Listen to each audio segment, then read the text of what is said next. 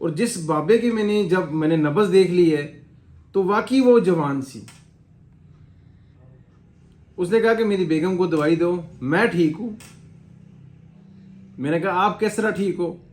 कह रहा मेरी नब्ज़ देखो।